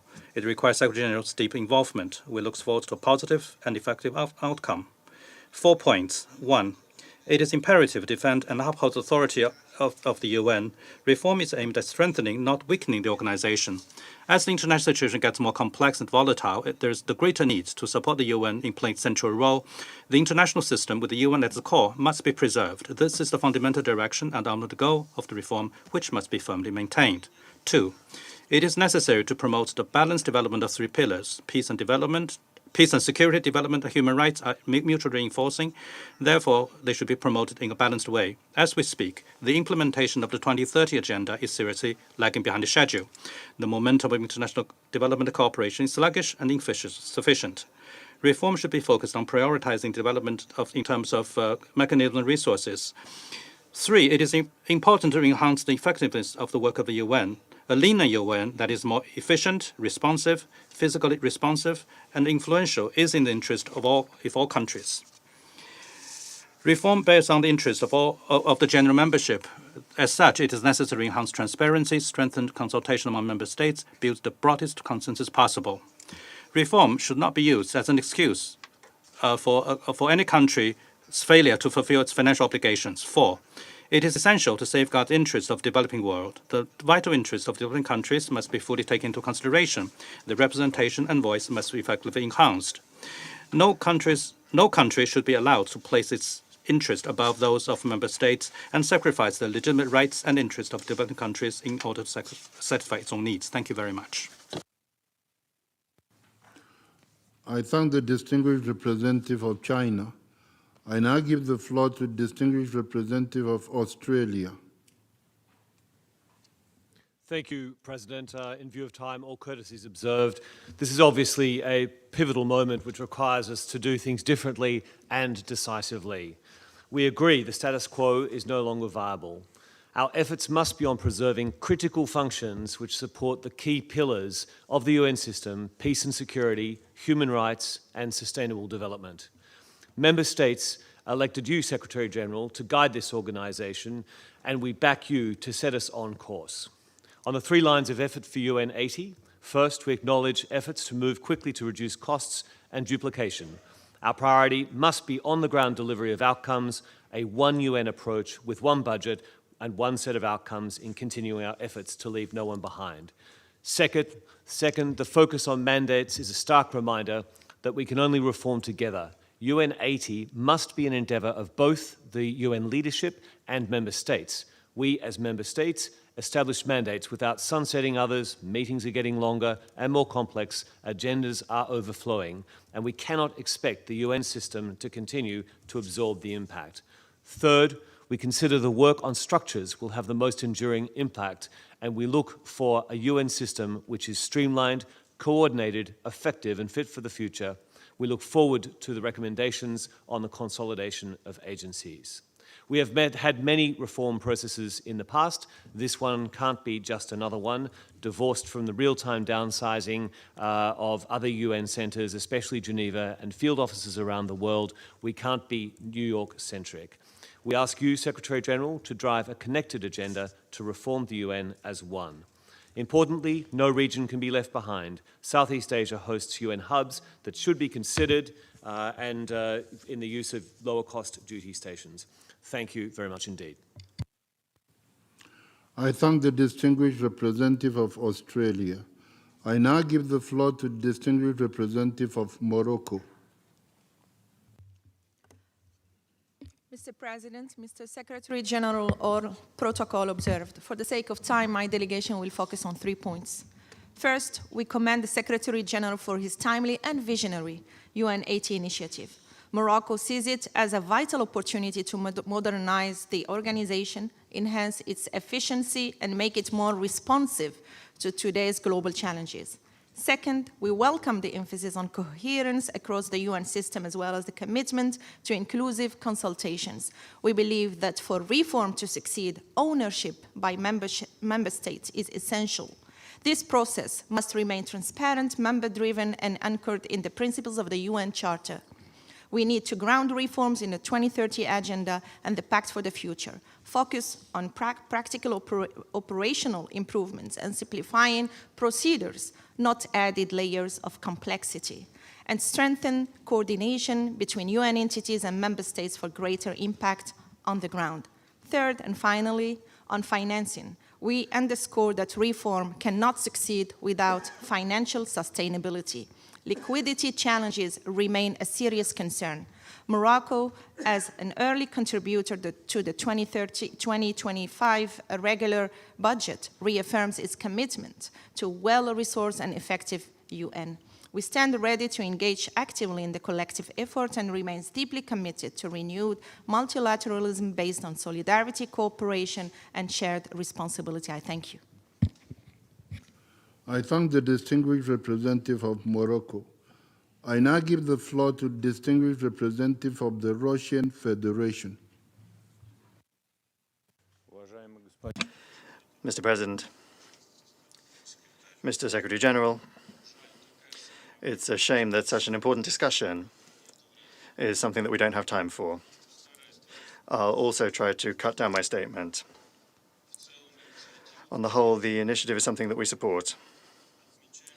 I would note that this is not the first time the UN has been facing financial problems. That took place in the 70s, in the 80s, in the 90s. In connection with the resulting cash deficit in 1985, with the active involvement of Fifth Committee experts, the so-called Group of 18 was formed. The group of high-level intergovernmental experts to review the efficiency of the administrative and financial functioning of the United Nations. That prepared 83 recommendations. At that time, if you remember, or perhaps you've been told, every article of the budget was voted upon, was adopted by a vote, and thanks to this reform that was come up with by member states, there were many changes that were adopted, and all of those recommendations were endorsed, and that made it possible to reduce expenditure. In the present circumstances, when we have been presented essentially with a fait accompli of an initiative that has already been developed, we are closely paying attention to everything that leaks into the media. And clearly that is coming from scared staff members. But we would like to say a few words about the essence of this initiative. We do stand ready to work on revitalization of the UN on the basis of its charter, which is the cornerstone of the entire system of international relations. We believe that problems are caused by a lack of financial discipline, by high-handedness of major donors in imposing non-consensus functions and mandates, the organization's excessive reliance on voluntary contributions, which, as we understand, are in particular at risk, the excessive bureaucracy in internal processes, excessive leadership posts, a lack of geographical representation, and the Secretariat exceeding its mandate as enshrined in the Charter, and the loss of impartiality, which has guaranteed a robust legitimacy. We consider that the thoughts that are being come up with on the 38th floor could form the basis for work. And the most important thing is for that process to be accountable to member states and fully transparent. It's important that the ACABQ and the JIU be involved in this. That will help achieve efficiencies. You yourself recognize duplication, and that means that the CEB has not been managing its work. It's important to think about how we can ensure that the CEB is more effectively accountable to member states. A separate problem is the high cost of the procurement of goods and services by the UN and system organizations. We also note that we mustn't hurry in relying on member states. We should not repeat the mistakes that were made in the agreeing on the negotiations on the Pact for the Future, because essentially we are now starting from scratch with negotiations on the Pact for the Future because we were too hasty in that pact and did not work on the basis of consensus. I have two questions. How do you plan to regulate the disagreement of the various different governing bodies in the UN and the specialized agencies? And secondly, do the Bretton Woods institutions enter into the orbit of this reform? Thank you for your attention.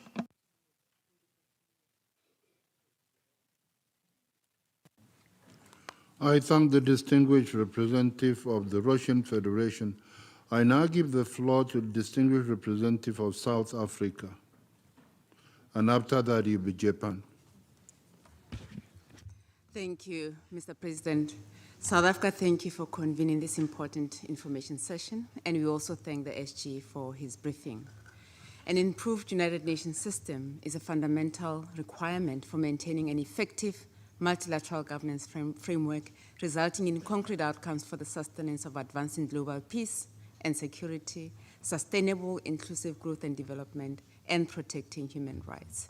The UN system will continue to be the principal mechanism and voice of the global majority, combining the aspirations of the developed and developing countries so as to enhance greater commitment and ownership by all stakeholders. South Africa supports the UN80 Initiative, and in doing so, we need to consider the following. Firstly, to recall the need for efficiencies, cost-saving, and systemic coherence predates the current financial constraints and liquidity management crisis. Secondly, there needs to be a clear differentiation to be made between the mandate of the UN Secretariat and that which can be done in implementing the UN initiative vis-à-vis the important role of member states and the need for the latter to exercise their authority and prerogative in providing strategic and political direction. Thirdly, the core mandate of the UN, as espoused in our charter, its purposes and principles, should remain as the guiding beacon. Fourthly, in doing so, the commensurate and guaranteed assessed contribution of member states need to be made in full for the UN80 initiative to gain further traction. The gradual replacement of assessed with voluntary contributions makes our situation even more precarious. Fifthly, each area of the engagement of the UN80 initiative should receive requisite and equal attention, not one at the expense of the other. This will ensure achievement of the SDGs and implementation of the Pact of the Future, and for the African continent, aspirations of Agenda 2063, the future we want. Lastly, UN80 has to be contextualized against the principle of equitable geographical representation. Furthermore, we need to give consideration to the rejuvenation of the organization. We thank the SG for his leadership, and you can count on the continued support of South Africa. Thank you. We thank the distinguished representative of South Africa. I now give the floor to the distinguished representative of Japan. After that, it will be Egypt. Thank you, Mr. President and the Secretary General. As a large-time major contributor to the United Nations, Japan has tried to be constructive in previous efforts to reform the UN and remains firmly committed to working in close partnership with the entire UN system and all member states. I have 4 points to register today. First, I appreciate this meeting and starting this important dialogue process between the Secretariat and the member states. Meaningful reform can only be achieved through the full and active engagement of member states and their decisions, It is member states' shared rights and responsibility to remain informed, to seek common ground, and most importantly, for us to take decisive action. Second, 8 years have passed since the foundation of this organization. To remain relevant and effective, the UN must evolve to reflect the realities of the 21st century. Substantial and meaningful reform is warranted with transparency to the member states and their decision-making genuine representing the world as it is today, including through the reform of the Security Council. Third, streamlining the mandates, namely eliminating duplication and sifting through outdated mandates where necessary, is essential to consolidating the work of the UN around what is truly needed. This will enable the organization to better deliver on its responsibilities, including those of the Pact for the Future, and increase its credibility. Fourth, let us also recall that the strength and uniqueness of the UN lies in its comprehensive approach, encompassing 3 pillars: peace, security, development, human rights, plus humanitarian activities, and last but not least, rule-making for global governance. These functions must continue to guide us as we strive to restore trust in this institution. Thank you. I thank the distinguished representative of Japan. I now give the floor to the distinguished representative of Egypt. After that, it will be the United States. Thank you very much, President. Egypt is very grateful to the SG. We fully support, as a founding member, the UN80. We thank him for the briefing. And we have been calling for some administrative reforms. So naturally, now it's happening. We're totally support. A few points to make. This process needs to be inclusive, transparent, and enjoying the full buy-in of us member states. We hear you, SG, loud and clear. The GA will consider the outcomes of the work streams. This is great news. Second, this reform process should be comprehensive, overhauling the entire business as usual approach. This needs time and thorough consideration. To that, what we heard today from the SG is very comforting. Ambitions are quite great. Third, since we cannot find a way on the cash liquidity, since we cannot find a way to ensure that all of us pay in full and on time, fiscal prudence alone will not solve the problem. We should have more flexible rules, more creative rules, let me put it that way.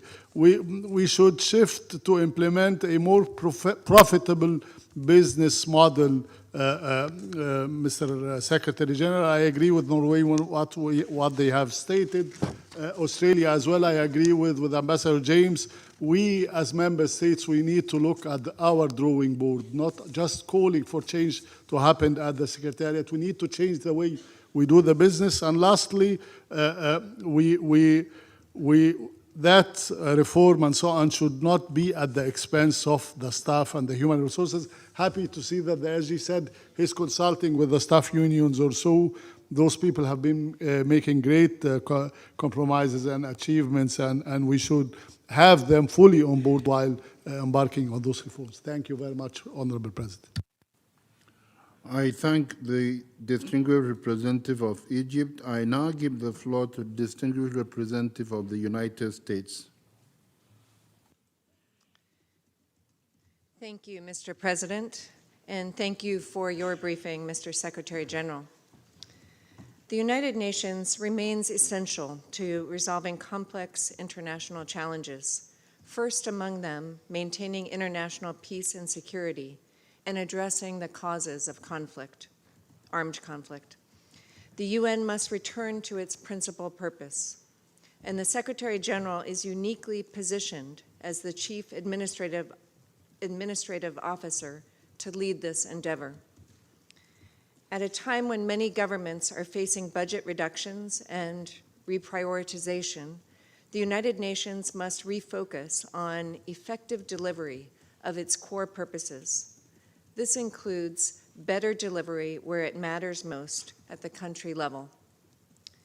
Mr. President, the United States looks forward to hearing about a singular strategic vision of the organization for this moment and receiving concrete and specific proposals on how the UN will achieve greater efficiency and cost savings, eliminate duplication, and consolidate functions. We recognize that many UN entities are already taking steps to streamline operations to continue implementing priority mandates. The most significant way to achieve savings is to cut posts, as the majority of costs are non-discretionary staff costs. The generous package of compensation and benefits should also be closely looked at.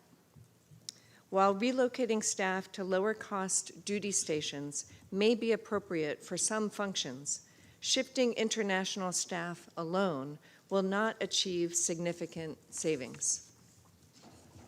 Likewise, there are many duplicative mandates and functions throughout the UN system.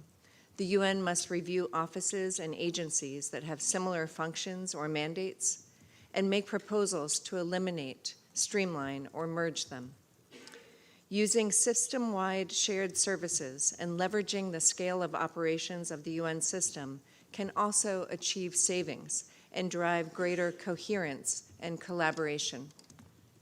Mr. President, the 80th anniversary of the United Nations is an appropriate moment to take bold steps to ensure the organization is fit for purpose. We all must have the courage to do so. Far from sabotaging the UN, such reform efforts are indeed critical to saving it. I thank you. I thank the distinguished representative of the United States. I now give the floor to the distinguished representative of Romania. You will be the last speaker. Thank you very much, Mr. President. I would like to applaud the approach of the Secretary General. The trust in the multilateral system has been continuously eroding, and we think the UN80 is very timely, and also the best response we can provide to maintain and strengthen the relevance of the United Nations. And this is perhaps one of the most consequential proposals for the UN, and by consequence for the multilateral system. We also see it as a dignifying tribute to the San Francisco spirit and a very strong connection with the Pact for the Future that our leaders adopted in September last year. Mr. Secretary General, your leadership and authority are crucial for laying down the ground for targeted reform. I seize the opportunity to commend you for the ambitious targets set out in your briefing and to express our full support for your vision. From March to today, the initiative has gradually advanced from a grand idea to very concrete avenues, and I truly welcome your very concrete ideas that you mentioned today. I'm also pleased to see the focus your initiative places on mandate review and implementation. Streamlining and repurposing of the UN agenda is one area where tangible results can be immediately observed, and we should shift our focus from duplicating mandates to mandate implementation. Combine and merge is the right approach, as you also said, and this introspection should lead to a significant overhaul, not to cosmetic changes, with stronger tools to implement our mandates on the three pillars. And the overall grand objective is to make multilateralism more efficient and more effective, and of course with the UN at the center. Thank you very much, Mr. President. I will exceptionally give the floor to Switzerland, and that will be the last speaker. Merci, Monsieur le Thank you, Mr. President, and thank you, Mr. Secretary General. Thank you very much for having taken the time to brief us, and I think that we are all aware how much multilateralism is going through unprecedented upheaval among an increase in the number of violations of the normative framework and attacks on the very principles that underpin multilateral action, dialogue, cooperation, and the pursuit of consensus. Switzerland therefore calls upon all stakeholders to urgently recommit to these principles and to unfailingly support multilateralism. This is a necessary precondition for any thinking about reform and efficiency measures that should strengthen the impact of our common action. In this regard, we are grateful, Mr. Secretary General, for the UN80 Initiative, and we thank you for your explanations about the direction in which you are intending to take this reform. Switzerland supports your initiative, which should not only meet requirements of efficiencies in the immediate term, but also allow us to streamline the work of the organization, make it more effective, and improve its impact for medium and long-term challenges. The envisaged reform measures must therefore be targeted and proportionate.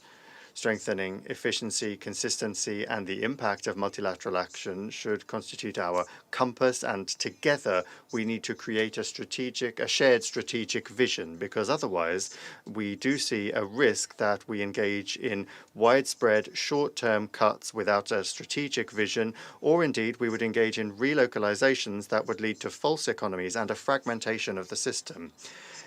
At this time, when the financial resources available to the organization must be revised down, only an approach focused on strengthening and maintaining existing synergies can be a truly responsible approach. In this regard, allow me to recall that Geneva already has established clusters in thematic areas, and each of them are strongly focused on the needs in the field and support for member states. Those clusters constitute a unique and almost universal ecosystem, and there, of course, I'm referring to what my colleague from Palau said, who spoke on behalf of IOSIS. It would be sensible to rely on that, and any relocalization should aim to strengthen the impact of the UN's activities in the medium and long term, and should not be motivated solely by immediate economies. Equally, essential work done to prioritize efficiency measures must be based on existing measures within the most innovative organizations. Switzerland is fully aware of its responsibility as a host state and member state, and remains strongly committed to the principles of the organization, and you can count on us for our support in coming up with this strategic long-term vision. Thank you very much. We have come to the end of the time available for the meeting today. Delegations who were not able to make their statements due to the limited time available are encouraged to submit their statements to e-statements@un.org for posting in the Journal of the United Nations. I now give the floor to the Secretary General, His Excellency Antonio Guterres, so he can respond to some of the questions raised. Thank you very much, Mr. President, and I would like, first of all, to express my deep gratitude and appreciation for all the participants in the meeting, and especially for the extremely valuable interventions that were made, and that will help me also to clarify a number of very important points. And I would start by saying what this process is not, because sometimes in many of the interventions that were made, I felt a certain discomfort with the possibility of this process having a certain number of characteristics that were considered, I would say, less positive. First, this process is not a way to weaken our commitment to the values and principles of the UN and to accept a weakening of multilateralism. On the contrary, this process is a process that aims to increase our capacity to make the Charter more relevant at global level, to make international law more respected, and at the same time to make sure that we are fully able to support all multilateral processes and strengthen multilateralism. Second, this process is not a process to replace the Agenda 2030 or the Pact for the Future. This is a process that aims at creating better conditions for the UN to guarantee the implementation of the Agenda 2030 and the Pact for the Future. And these will be permanent guidelines. Nothing will be done that will undermine our capacity to implement the Agenda 2030 or the Pact for the Future. That doesn't mean that it will be easy. We all know the difficulties, the obstacles, and the problems that we face. Third, this process is not a process based on the idea of the back to basics. Let's consider the UN was created essentially to guarantee peace in the world. So let's forget about development, let's forget about human rights, let's forget about other areas, and let's concentrate on the basics. No, I am a true believer that the three pillars, peace and security, development, and human rights, are three essential components of our activity. And there is no way to guarantee peace and security without development and without the respect of human rights. And so the idea that we can concentrate efforts on peace and security and forget about or reduce our efforts in development or human rights would be completely wrong. And this will not be what we will do. And that is the reason why today I gave an example about the things that we are doing, and I started exactly on how we can streamline, make more effective and more cost-effective our response in the peace and security sector. On the other hand, this is not a process aiming at circumvent the member states and reduce the role of the member states in the decision-making process in relation to the reforms that are, in my opinion, necessary. On the contrary, we will be permanently, entirely at the disposal of member states. I already made 4 meetings with different groups of member states, and I'll make as many as necessary. Guy Ryder is at the disposal of member states, and I'm at the disposal of the General Assembly to come as many times as possible into structured discussions on specific areas of interest of member states. This is a first meeting in which I try to present the global picture, but it's my interest that this is done in very close consultation with member states. But more than that, we are organizing things in order for, namely the aspects that are related to the Secretariat, to come through a revised budget process, which means that they will go through the ACABQ and the Fifth Committee. So, independently of the consultations with member states in the formulation of the proposals, we decided that the best way to conduct decision process in relation to the transformations that are necessary is to use the budgetary process in which the ACABQ, the Fifth Committee, are part. And our only appeal is for the member states in the Fifth Committee to be engaged in making sure that we reach the improvements that we want to reach in relation to our effectiveness and in relation to our cost effectiveness. And obviously, in relation to what escapes the Secretariat, it will be through the different decision bodies of the different agencies. They will have to go through those bodies. And to the question, how will we guarantee the overcome of the disagreements of the agencies? The answer is, it is exactly through the construction of the clusters as a methodology of work, in order to make sure that all agencies that are linked to the same objectives and that have areas of potential conflict or of duplication will address it and then will present to their governing bodies the necessary changes. The other idea is that this will reduce the support to member states. And I want to tell you that the objective is exactly to conduct the reforms in order to not only maintain, but to the extent possible, be more effective in the support to member states. And here there is a main consideration that I would like to make. And of course, it's not easy, but I think it's very relevant. When I was in UNHCR and I had more freedom in relation to the budget, we did a huge effort to reduce the money that we were spending with ourselves, UNHCR, and to increase the money we were spent with the beneficiaries and with the countries supporting the beneficiaries. In the Secretariat, we have a situation in which most of the money is spent with ourselves and very little is used in direct support to member states.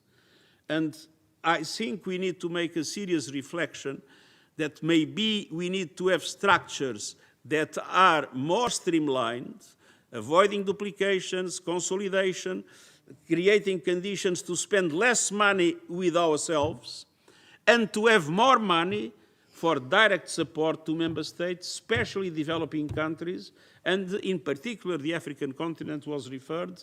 It is one of my main objectives to have a system that is more able to really support member states, especially developing countries.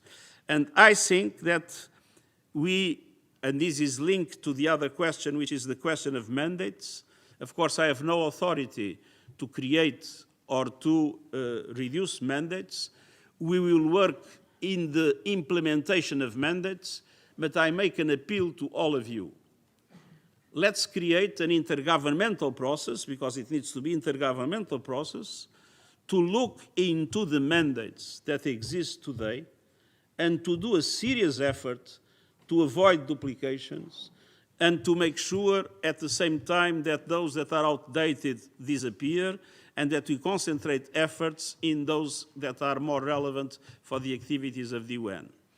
Because, to be honest, when I look at the number of reports that I make and that the Secretariat makes on all kinds of issues, and I look at the delegations of the overwhelming majority of the countries, namely the smaller countries, I have doubts that the member states can follow large chunks of the work that is done, large chunks of the reports that are produced. And I think it would be much better to have less paper and more capacity for everybody to follow everything that happens and to have a say in the work of the UN. And my appeal to all of you is to have a serious look into the mandates themselves. For our part, we will try to see how best we can implement the mandates decided by you in a way that avoids also, from the point of view of implementation, duplications and inefficiencies that exist. On the other hand, this is not an answer to the liquidity crisis. The liquidity crisis is caused by one simple fact, the arrears. The fact that we have a huge debt to the organization by, it's true, essentially one member state, few others, and this is the reason why we have a liquidity crisis. And we won't solve a liquidity crisis by reforming the organization. We solve the liquidity crisis by countries paying full and on time their contributions. What we also believe is that if we are more effective and more cost effective, first of all, we'll be more able to limit the impact of the liquidity crisis, and maybe we create motivations for payments to be more guaranteed in time and in full. There was a question related to the Bretton Woods system. The Bretton Woods system is not participating in this reform. This reform is strictly in the context of the UN. Of course, the cooperation with the Bretton Woods system is very important, but their decision-making processes are completely different, and it would be impossible to do it together.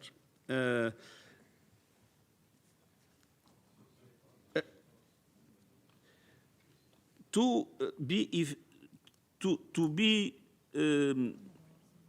able to have the maximum of possible decisions as early as possible, we are going to make a big effort to be able to present in September a revised version of our proposals to the budget, allowing for the budget approved for 2026 to already include many of the aspects that in between have been discussed and in between have been decided by, again, the budget process, which means going through the ACABQ, going through the Fifth Committee. On the other hand, we are aware that this is a short period of time, and so you admit that a number of other things will need to be looked during the process for the elaboration of the budget for 2027. And I hope that we will be able to make savings without undermining our capacity to deliver, and that those savings will, of course, be helpful in a moment in which we are all aware resources are scarce. On the other hand, I would like to say a word about localizations. We do not have the idea that the delocalization of services is the solution for all our problems. No. In some circumstances, a delocalization makes sense. In other circumstances, it doesn't. But delocalizations are taking place as we speak. UNICEF has moved part of its back office to Nairobi. ITC is prepared to send about 50% also to Nairobi. And UNHCR has substantially increased its participation in Nairobi. These are examples about Nairobi. And why did I speak about Nairobi? Because Nairobi is in Africa. And there was a concern expressed that we might be abandoning Africa. On the contrary, at the present moment, the processes of delocalization that are taking place are exactly to Nairobi, because Nairobi has a huge campus, has a huge capacity to increase its space and its offer, and it has costs that are competitive. But that doesn't mean that we can move to Nairobi everything that is in New York or everything that is, so that is exactly not the case. Delocalizations need to be seen on a case-by-case basis and decided by the bodies that are relevant in the entities that might be willing to delocalize. As obviously, delocalization means that some posts are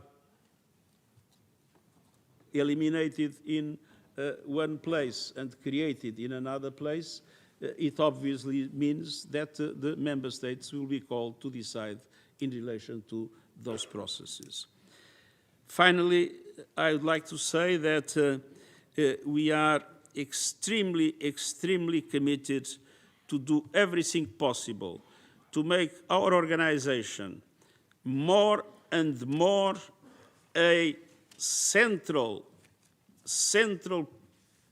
instrument of the development of multilateralism, that we want to make sure that in a world where international law seems sometimes to be forgotten, that the Charter, international law, international humanitarian law, international human rights law, all these things remain absolutely central in our work and absolutely central in our objectives in relation to the international community, and to say that we see this reform as a way to be much more effective in relation to the prevention of conflicts, in relation to the mediation of conflicts, in relation to peacekeeping and to peace building, and simultaneously in relation to our capacity to support member states address the enormous challenges of development that at the present moment they face, in debt, in lack of resources, and that we consider the development pillar to be an essential basis of our work, together, of course, with the conscience that in a moment in which human rights are being put into question in so many parts of the world, this reform cannot be made by weakening our capacity to defend human rights everywhere. So our three pillars will be maintained, the equilibrium of the pillars will be preserved, and another thing that I want to say is that someone spoke about regional diversity. This is exactly one of the preoccupations that was discussed in the CEB. We need to preserve at all costs an orientation that I have introduced since the beginning of our work, which is to increase progressively regional diversity, to have a better regional balance in the world, or geographical balance, if you want, in the way we work. As we believe that this cannot be undermining the progress we did in gender parity or undermining the progress that we did in relation to people with disabilities, we need to make sure that when we do the operations that we'll do, and eventually in the areas where staff will be reduced, that we do it preserving those essential values. We want our organization to be more and more with an equilibrium in relation to the geographical distribution of its staff, and more committed to gender parity, and more committed to give adequate protection to the people with disability and the conditions for them to be able to fully work in the organization. But, and I conclude with this, we are entirely at your disposal through all the processes that by the initiative of member states, by our initiative, can be put in place to increase our dialogue, and we will fully respect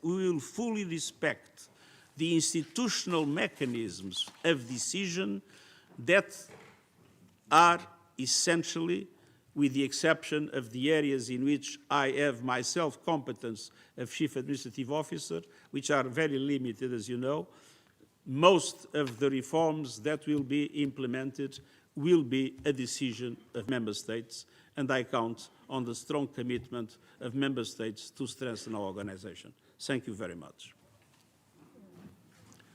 I thank the Secretary General. I thank delegations for their participation in this morning's meeting. I also thank you for your patience. The informal meeting of the plenary is now concluded. The meeting is adjourned.